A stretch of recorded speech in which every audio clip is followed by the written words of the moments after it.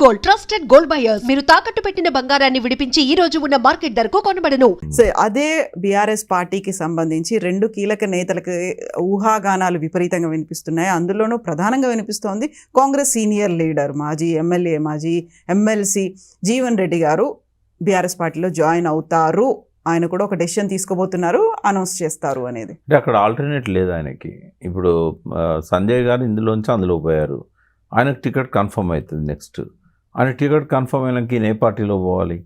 ఆయన self made leader, ఆయనే ఒక అసెట్ ఏ పార్టీకి అయినా. ఆయన బీజేపీని అడిగినా టికెట్ ఇస్తారు, టీఆర్ఎస్ని అడిగినా టికెట్ ఇస్తారు. కాబట్టి రెండిట్లో ఏది ప్రిఫర్ చేయాలనేది ఆయన ముందున్న సమస్య. కొత్త పార్టీ పెట్టలేడు ఒక్క కాన్స్టిట్యున్సీలో. సో ఆయన బీఆర్ఎస్ని ప్రిఫర్ చేస్తాడు. Win win situation.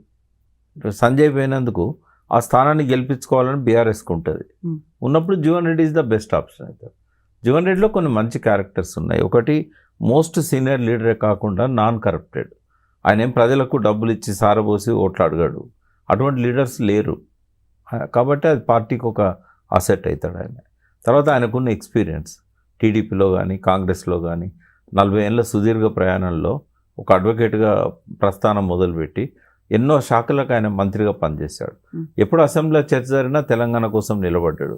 అంటే ఇప్పుడు కాదు, 90స్లో నాకు ఆయన స్పీచెస్ అన్ని ఇప్పటికీ నా చెవులో వినబడుతూ ఉంటాయి.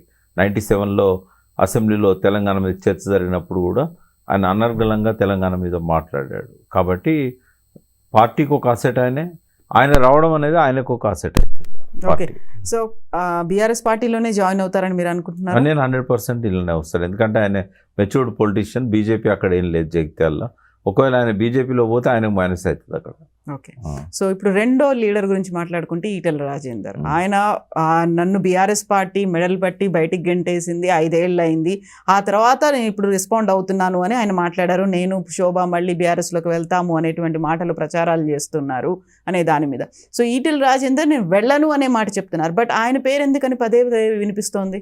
అంటే ఆయన అభిమానులు కోరుకుంటున్నారు అక్కడ ఉంటే గెలవడు అనవసరంగా. అంటే ఎమ్మెల్యే గెలుతాడు, బట్ ఆయన ఎక్స్పెక్ట్ చేసిన మంచి పొజిషన్లు ఏమి అందులో రావు. ఎందుకంటే బీజేపీ గవర్నమెంట్ వచ్చే పరిస్థితి లేదు.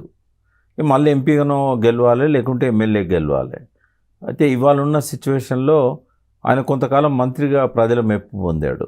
7 సంవత్సరాలు, దాదాపుగా 7-7.5 సంవత్సరాలు. పర్టికులర్గా కోవిడ్ టైంలో కూడా ఆయనకు మంచి పేరు వచ్చింది. ఎంతోమందికి ఫోన్లు చేస్తే బెడ్లు ఇవ్వడం, ఆయన ప్రతి హాస్పిటల్ పోయి పేషెంట్లను విజిట్ చేశాడు. సో అట్లా ఆయనకు ఉన్న ఆ ఇమేజ్ వల్ల ప్రజలు ఏమనుకుంటున్నారంటే మీరు మళ్ళీ బ్యాక్ వెళ్ళాలి అనేది పెద్ద డిమాండ్ ఉంది. ఆ ఇంటర్నల్గా చెప్పేవాళ్ళు, క్లోజ్గా ఉన్న వాళ్ళు ఇంటర్నల్గా చెప్తున్నారు, బయట ఉన్న వాళ్ళు అయితే ఓపెన్గానే చెప్తున్నారు. సో ఈ ప్రజల డిమాండ్ అనేది ఇంపార్టెంట్. ప్రజలు ఆలోచిస్తున్న దానికి అనుగుణంగా పోగలిగితే 4 కాలాల పాటు మంచిగా ఉంటాడు. వ్యక్తిగత కోపాలు తాపాలు రాజకీయాలలో ఉండవు. ఎన్నికలకు ముందు నా చిరునామా ఏందని ప్రతి ఒక్క నాయకుడు చెక్ చేసుకోవాలి.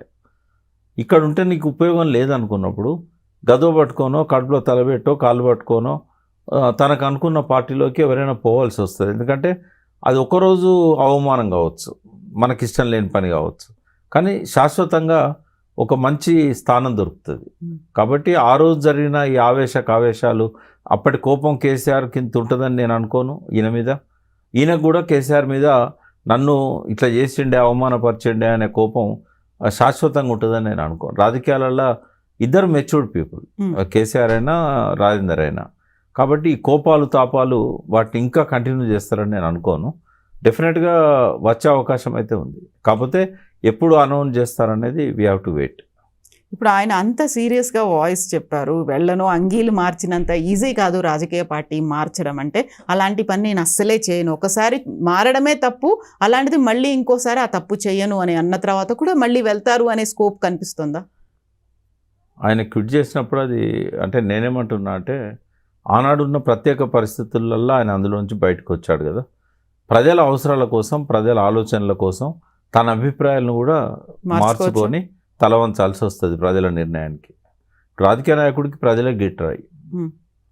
తనన్నా ప్రజలను లీడ్ చేయాలి తన ఆలోచనలకు అనుగుణంగా. అది సాధ్యం కానప్పుడు ప్రజల ముందు తలవంచాలి.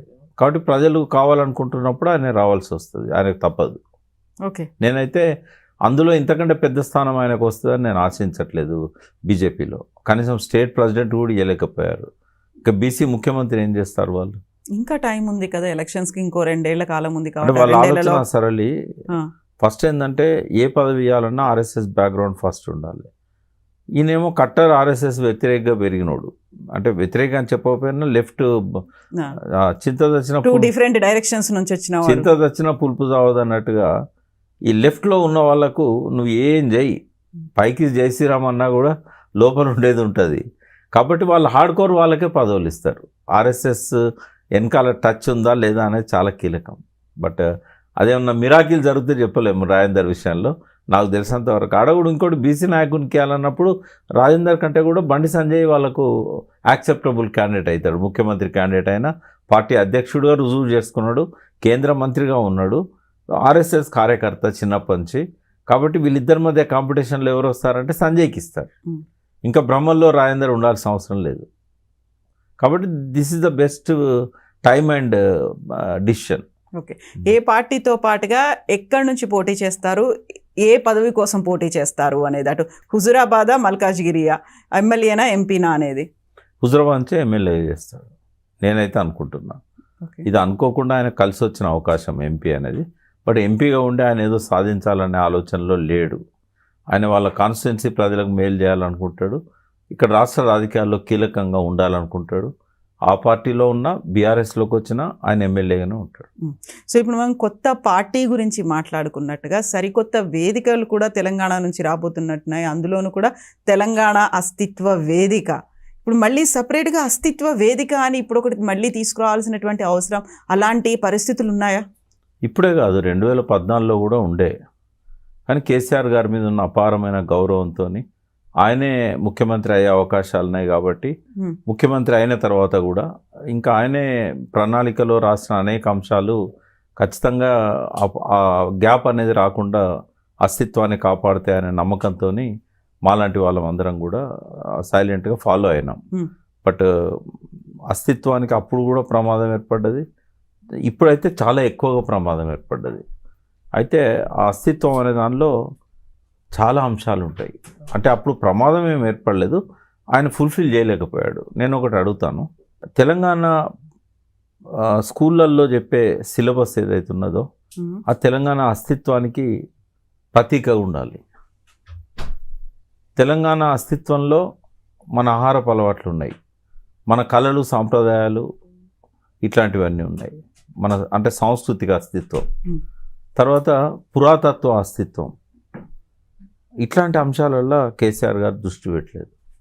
అంటే ఆయన ముందు టాప్ మోస్ట్ అంశాలుగా ఏమున్నాయంటే ఆయన ముందు ఆత్మహత్యలు ఆపాలి, 24 గంటల కరెంట్ ఇవ్వాలి, నదుల నీళ్లు మనం వాడుకోవాలి, మన నిధులు ఎట్లాగో మనకు వస్తున్నాయి, నియామకాల విషయంలో కూడా మనం చాలా చేయాల్సి ఉన్నది అని చాలా వరకు ఆయన ఒక్కొక్క అంశాన్ని స్పృశించుకుంటూ వెళ్ళిపోయాడు. కానీ ఇంకా కొన్ని అంశాలు మిగిలిపోయినాయి. అది నిరాదరణకు గురైనాయని చెప్పొచ్చు, నిర్లక్ష్యం అని నేను అనలేను. బట్ ఇప్పుడు వాటిని వెలికి తీసి ఆ అస్తిత్వానికి జవసత్వాలు ఇవ్వాలి. మన రూట్స్, మన జాగ్రఫీ, అన్ని రకాల అంశాలు ఉంటాయి, చరిత్ర, సంస్కృతి, ఎవ్రీథింగ్. కాబట్టి ఇది ఒక బ్రాడ్ పర్స్పెక్టివ్తోనే ఏర్పాటు చేసిన ఆర్గనైజేషను. ఒక 3-4 నెలలు ఎఫర్ట్స్ పెట్టాము. నేను, శ్రీధర్ దేశపాండే గారు, పిట్టల రవీందర్ గారు, ప్రొఫెసర్ సీతారామరావు గారు, ఇట్లా చాలామంది ఉన్నారు అందులో. ప్రొఫెసర్ రాఘవరెడ్డి గారు హైదరాబాద్ సెంట్రల్ యూనివర్సిటీ ఉన్నారు, టంక్సాల అశోక్ గారు ఉన్నారు, ఇంకా చాలామంది ఉన్నారు, పేర్లని చెప్పలేను నేను. సో అందరం కలిసి ఏర్పాటు చేసేదే ఇది. శ్రీధర్ మాడభూష్ గారు ఉన్నారు, సైకాలజిస్ట్ వీరేందర్ గారు ఉన్నారు, ఇంజనీర్ జేఏసి వెంకటేశం గారు ఉన్నారు, తన్నీర్ వెంకటేశం, ఆయనతో పాటు కొంతమంది చీఫ్ ఇంజనీర్స్గా పనిచేసిన వాళ్ళు ఉన్నారు. అన్ని సెక్టార్స్లోకి వెళ్ళి ఐటీ వాళ్ళు ఉన్నారు, స్టూడెంట్స్ ఉన్నారు. సో వీళ్ళందరినీ మనము అందులో తీసుకున్నాం. సో అందులో ప్రొఫెసర్ కనకదుర్గ, రాజ్యలక్ష్మి ఇట్లాంటి అకాడమిషియన్సే కాకుండా హెడ్ ఆఫ్ ది డిపార్ట్మెంట్గా ప్రిన్సిపల్స్గా పనిచేసిన వాళ్ళు, తర్వాత జర్నలిస్ట్ మన శంకర్, బుచ్చన్న, ఇట్లా వీళ్ళందరూ కూడా అందులో భాగస్తులు. అయితే మొన్న దీనికి ఒక రూపం ఇవ్వాలి, దీనికి ఆవిర్భావము, దీనికి ఒక కమిటీ అనుకున్నప్పుడు నన్ను చైర్మన్గా ఎన్నుకున్నారు. నాతో పాటుగా మన పిట్టల రవీందర్ గారు కన్వీనరు, ఇదివరకు వాళ్ళకు శ్రీధర్ దేశపాండే గారు చీఫ్ కోఆర్డినేటర్ స్టేట్కి. ఇట్లా ఇదే నిర్మాణం అన్ని జిల్లాల్లో ఉంటుంది. ఓకే. దీనిలో ఏంటంటే ఎంతోమంది బీసీ అస్తిత్వవాదం కోసం పనిచేసే వరంగల్ నుంచి వేణు అని ఇట్లాంటి వాళ్ళు కూడా అంటే కొన్ని డిమాండ్స్ వస్తున్నాయి. బీసీలది కూడా అస్తిత్వం ఇవాళ పోరాటాలు జరుగుతున్నాయి అస్తిత్వం కోసం, దాన్ని కూడా ఇలా భాగం చేయాలని వాళ్ళ డిమాండ్ ఉంది. అంటే ఇంకా కొన్ని అంశాల మీద క్లారిటీ రావాల్సి ఉంది. బట్ ఏది ఏమైనా కూడా అస్తిత్వానికైతే ఇవాళ మనం తప్పకుండా ఇంపార్టెన్స్ ఇచ్చి ముందుకు పోవాలనుకున్నాం. నాన్ పొలిటికల్గా, నాన్ పార్టీగా, నాన్ పొలిటికల్ అనలేం, నాన్ పార్టీ, ఏ పార్టీకి అఫిలియేట్ కాకూడదు. మాలో చాలామంది మేము బీఆర్ఎస్ని ఇష్టపడ్డా కూడా రాజకీయాలను, బట్ ఇక్కడ మాత్రం అది ఒక నాన్ పార్టీ వేదికలాగానే ఉంచాలి. సో బీఆర్ఎస్ నుంచి సపోర్ట్ ఏమి ఉండదా? పార్టీలకు అతీతంగానే ఉంటుంది. పార్టీలకు అతీతంగా ఉంటుంది, ఏ రకమైన సపోర్ట్ ఉండదు. బట్ విధానాలు మంచి మేము ప్రవేశపెట్టినప్పుడు బీఆర్ఎస్కు అనుకూలంగా ఉండొచ్చు, ఒక్కోసారి కాంగ్రెస్ విధానాలకు అనుకూలంగా ఉండొచ్చు. ఇప్పుడు మూసీ మీద చర్చ జరుగుతుంది. మూసీ మీద మాకున్న పర్స్పెక్టివ్ను మేము ఈ మంత్రుల సబ్ కమిటీకి ఇవ్వాలనుకున్నాం. 15th మరి టైం సరిపోద్దో లేదో, బట్ ఒకటైతే మా ఆల్టర్నేట్ మోడల్ను మూసీ ఎట్లుండాలనే అందులో కొన్ని మేము కేసీఆర్ గారు చేసిన పాలసీస్ మీద కూడా డిఫర్ కావచ్చు మేము. కాబట్టి ఏ పార్టీ విధానాలను కూడా గుడ్డిగా సమర్థించేది లేదు. ఒకవేళ ప్రతిపక్ష పార్టీ చెప్పేటి కొన్ని బాగున్నాయి అనుకోండి, మేము చెప్పేది కూడా సిమిలర్ టోన్లో ఉండొచ్చు, దాన్ని ఏం చేయలేము మేము. బట్ ఏ పార్టీకి కూడా ఇది కొమ్ము గాయకూడదు, ఇండిపెండెంట్గా ఉండాలి. తర్వాత బ్లైండ్గా క్రిటిసైజ్ కూడా చేయకూడదు అనుకున్నాం, దాని బ్యాలెన్స్ మెయింటైన్ చేయాలి. అన్ని విషయాలలో రాజకీయ అంశాలలో జోక్యం చేసుకోకుండా అస్తిత్వపు రిలేటెడ్ అంశాలు వాటి వరకే పరిమితం అవుతామని అనుకున్నాం. అది బహుశా 19th రోజు ఒక మీటింగ్ పెట్టి 19th రోజు ఒక మీటింగ్ పెట్టి ఆవిర్భావ సభ చేయాలనుకున్నాం. ఈ లోపు ఒక ప్రెస్ మీట్ పెట్టి ఈ అంశాలు ఏంటి అనేది చెప్తాం. ఎందుకు అన్ని ఏప్రిల్ వేదిక అవుతున్నాయి? ఇప్పుడు April 27th ఏమో టీఆర్ఎస్ ఆవిర్భావం, April 25th ఏమో కవిత తన పార్టీని అనౌన్స్ చేస్తా అంటున్నారు. మీరు కూడా April 19th అంటున్నారు. అట్లే అనుకోలేదు, చాలా రోజుల నుంచి ఇది నానుతా ఉంది, 3-4 నెలలు అయింది. మేము మానేరు చెక్ డ్యామ్స్ బ్లాస్ట్ అయినప్పుడు ఈ ఆలోచన వచ్చింది. ఓకే. కాబట్టి అనుకోకుండా వచ్చింది, అది ఇంకా ప్రొలాంగ్ చేయకూడదని. మాకు ఆ సెంటిమెంట్స్ ఏం లేవు, ఏప్రిల్ సెంటిమెంట్ అయితే ఏం లేదు. Okay. First me I dream ద్వారానే నేను ఈ వేదిక ఏర్పాటును, ఈ వేదికకు కమిటీ ఏర్పడ్డ విషయాన్ని మీ ద్వారానే మా సభ్యులకు కూడా తెలియజేస్తున్నాం. ఎందుకంటే చాలామంది రాని వాళ్ళకు ఇంకా మేము షేర్ చేయలేదు, బట్ ఫస్ట్ టైం మీ ముందు చేస్తాం. ఓకే. ఇప్పటికీ మనకి తెలంగాణకి సంబంధించి బోల్డ్ అని సంఘాలు, వేదికలు, పార్టీలు ఇవన్నీ ఉన్నాయి. గతంలోనే తెలంగాణ రాజ్యాధికార పార్టీ బీసీలందరినీ ఏకం చేయడానికి మల్లన్న ఒక పార్టీని తీసుకొచ్చిండ్రు. ఇన్ని పార్టీలు ఉన్నప్పుడు మీరు ఏం చేస్తారు? అందరూ పొలిటికల్గా అతీతంగా ఉంటుంది, పొలిటికల్ సంఘాలు ఒక బ్యాకప్ అనేది లేకుండా అంతటి మేమే చేస్తాము, వాళ్ళని ఇంక్లూడ్ చేసుకుంటాము అని చెప్పినప్పుడు సర్వైవల్ అనేది ఎలా ఉంటుంది? ఒక స్ట్రగుల్స్ అనేవి బోల్డ్ ఉంటాయి కదా. తెలంగాణ విద్యావంతుల వేదిక ఒకటి ఉండేది, మీకు ఐడియా ఉంది కదా. అవును.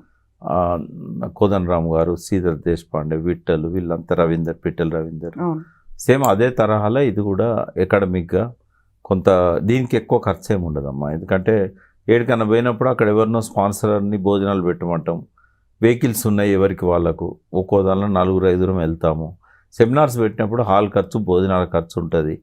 ఫస్ట్ అనుకున్నాం ఏంటంటే ఎవరిని అడగద్దు, మనమే కాంట్రిబ్యూట్ చేసుకుందాము. ఇప్పటిదాకా అట్లే నడుస్తున్నది. ఒకవేళ పెద్ద అమౌంట్ అవసరం పడ్డప్పుడు మనకు లైక్ మైండెడ్ వాళ్ళు ఎవరైతే ఉంటారో వాళ్ళ నుంచి విరాళాలు తీసుకుందాం. అంతేగాని దీనికి ప్రత్యేకంగా ఒక ఫండ్ అంటూ పెట్టుకోవడం కానీ, పొలిటికల్ పార్టీల మీద ఆధారపడడం కానీ చేయకూడదు అనేది అనుకున్నాం ఖచ్చితంగా. అయితే దీనికి ఉన్న లిమిటేషన్స్ ఏంటంటే, ఇప్పుడు ఏదైతే డెవలప్మెంట్ అనుకుంటున్నామో నా దృష్టిలో ఏమన్నా 1-2 మినహాయింపులు ఉంటే ఉండొచ్చు, కానీ వర్స్ట్ డిస్ట్రక్షన్ ఇది. ఇప్పుడు గుట్టలన్నీ ఖాళీ చేస్తున్నారు, అది డెవలప్మెంట్ అనుకుంటున్నారు. సింగరేణి బొగ్గంతా తీస్తున్నారు, అది డెవలప్మెంట్ అనుకుంటున్నారు. పట్టణీకరణ ఒక డెవలప్మెంట్ అనుకుంటున్నారు. హైవేస్ ఒక అనుకుంటున్నారు. మూసి పక్కన ట్రాఫిక్ కోసం 200 మీటర్ల రోడ్లు డెవలప్మెంట్ అనుకుంటున్నారు. మూసి మధ్యలో భవనాలు డెవలప్మెంట్ అనుకుంటున్నారు. శివుణ్ణి మూసి నదిలో పెట్టి భక్తి అనుకుంటున్నారు. అన్ని వెరితలలు వేసినాయి. భక్తి ఆడంబరాలకు లోను కాదు, భక్తి అనేది ప్రశాంతంగా ఉండాల్సింది. ఈ పెద్ద పెద్ద గోపురాలు, గుళ్ళు ఇవన్నీ కూడా చాలా కాలంగా వెరితలలు వేస్తూ వచ్చిన సంస్కృతి. భక్తి అనేది ఎగ్జిబిట్ చేసేది కాదు, కానీ రాజుల కాలం నుంచే ఈ ఆడంబర సంస్కృతి అనేది అందులో వచ్చింది. అంటే మేము ఒకటి డిఫైన్ చేయాలనుకున్నాం, మన అస్తిత్వం ఏంది, పూర్వకాలంలో మనం ఎట్లున్నాము, ఇప్పుడు ఏం తింటున్నాము, ఏదైతే డెవలప్మెంట్ అని మనం చెప్పుకుంటున్నామో సిమెంటు, కాంక్రీటు, తర్వాత ఈ స్టీలు, ఇవన్నీ కూడా ఇవి డెవలప్మెంటే అనుకుంటే 1,00,000 సంవత్సరాల కింద మనుషులు క్రియేట్ చేసేవాళ్ళు. బట్ వాళ్ళకి తెలుసు ఇవన్నీ కూడా మానవాళికి, వాళ్ళ జీవనానికి, వాళ్ళ ప్రాణానికి, వాళ్ళ ముందు తరాలకు అత్యంత ప్రమాదకరమైనవి తెలుసు కాబట్టే వాళ్ళు బెడ్రూమ్లలో టాయిలెట్లు కట్టుకోలేదు, ఇంటిపైన స్లాబులు వేయలేదు. ఇదంతా ఏదైతే జరిగిందో విశృంఖల అభివృద్ధిది. కాకపోతే ఇవన్నీ జరగకపోతే మనం ముందుకు వెళ్ళినట్టు కాదు. మనకు విస్తరిస్తున్నటువంటి నగరానికి తగ్గట్టుగా అన్నీ అమర్చుకోవాల్సినటువంటి అవసరాలు అనేవి ఉన్నాయి. మౌలిక సదుపాయాలు కావాలి. సింధు నాగరికత కాలంలోనే నగరాలు, అప్పటి నుంచి వచ్చినటువంటి టెక్నాలజీ కావచ్చు, డెవలప్మెంట్స్ కావచ్చు, మనం ఎంత ముందుకెళ్తున్నాం, ఇవన్నిటికీ తగ్గట్టుగా కదా మార్చుకుంటున్నాం. కార్ అనేది మన వేగాన్ని పెంచుతుంది, కానీ కార్ ఎంత డిస్ట్రక్షన్. అది లేకుండా అయితే వెళ్ళలేం కదా. నేను అనేది వెళ్ళలేని రోజులు 1,00,000 సంవత్సరాలు ఉన్నాయి. కారు వచ్చిన రోజులు నిజాము మసీద్కు నమాజ్ చేసుకోవడానికి పోతుంటే ఊళ్ళకి వెళ్ళి వచ్చి రోడ్ల మీద నిలబడి కారును చూసేవాళ్ళు. అంటే హైదరాబాద్లో పొద్దున ఒక కారు, మధ్యాహ్నం ఒక కారు కనపడేది. ఈ 100 సంవత్సరాలు కూడా కాలేదు ఇంకా. ఇప్పుడు 1,80,00,000 కార్లు, మనుషుల కంటే చాలా కార్ల సంఖ్య, అంటే అన్ని కలిపి 2 వీలర్స్ ఇవన్నీ కలిపితే 1,00,000 పైన హైదరాబాద్కి వచ్చినాయి. అంటే not at the stake of human life, not at the stake of 84 lakh creatures life. బయోడైవర్సిటీని ఫనంగా పెట్టి 84 లక్షల జీవరాశులను ఫనంగా పెట్టి మన ఓన్ శరీరాలను, మన ఆత్మలను ఫనంగా పెట్టి సాధించే డెవలప్మెంట్ ఒక డెవలప్మెంటా? ఇదంతా అభివృద్ధి పేరుతో జరిగిన విధ్వంసం. ఈ ఫార్మా ఒక విధ్వంసం. ఈ మూసీ లాంటి కన్నతల్లి నది అనేది, కన్నతల్లిని మలమూత్రాలతో నింపడమే కాకుండా వ్యర్థ రసాయనాలతో నింపడం అనేది ఎన్ని కోట్ల, వేల కోట్ల జీవరాశులు చచ్చిపోతున్నాయి. మీకు ఇంకోటి చెప్తున్నా, అత్యంత ప్రమాదకరమైనది ఏంటంటే ప్రతి 10 సంవత్సరాలకు 1 సెంటీగ్రేడ్ పెరగబోతున్నది.